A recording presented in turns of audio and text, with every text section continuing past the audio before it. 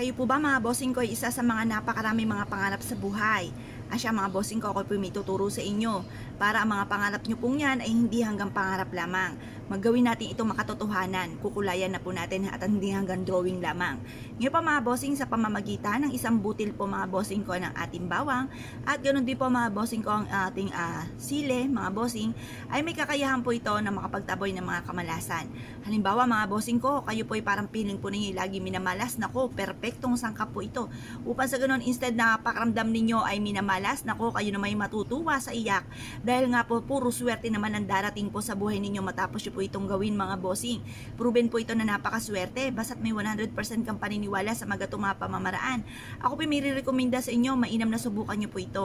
Kumuha lang po kayo mga bossing ko ng bawang at ganoon din po mga bossing ko ang ating sili. Ngayon po mga bossing, humarap kayo sa may silangan. Gawin nyo po ito ng 6:30 or kaya po alas 7. Mag-wish po kayo na mula sa inyong pong puso. Sabihin nyo sa pamamagitan ng aking pampaswerteng ginagawang ito at sa sipag at tiyaga, double time sa pagkayod at sa mahigpit na pagkapit sa mahal na Panginoon ay matutupad lahat ng mga pangarap ko sa aking pong buhay.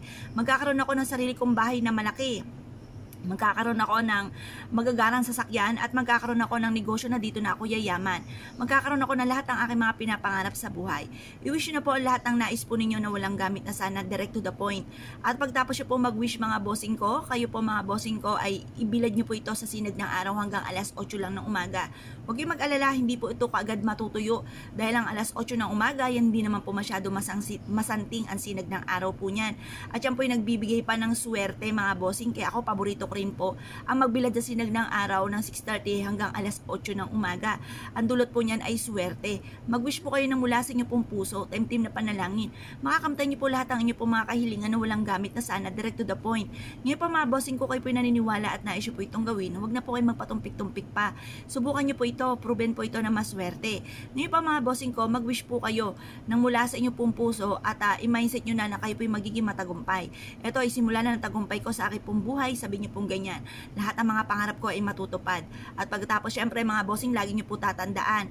Kung tiripik po ang ating mga pangarap, tiripik din ang pagkayod. Kasi kung kayo po konting kembot lamang ay pagod na at napakaraming pangarap, ay wag mo nang umasa mga bossing ko. Kasi depende po yan sa ating kasipagan. Ako ay naniniwala sa mga taong masisipag, madiskarte, walang imposible. Pero kung kayo po ay konting kembot lamang ay pagod na at kayo po ay isa sa mga negatibong tao, nako mga bossing, sinisigurado ko po sa inyo, parang suntok sa buwan para lang po makamit ang mga pangarap. Talagang yan po pinaghihirapan talaga, nagsasakripisyo po talaga mga bossing kung kayo po maraming mga pangarap sa buhay.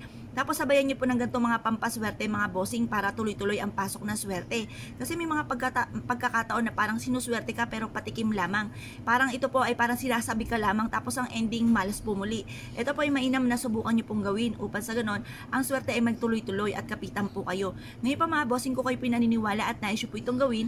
Asya mga bossing ko, good luck po sa inyo po lahat.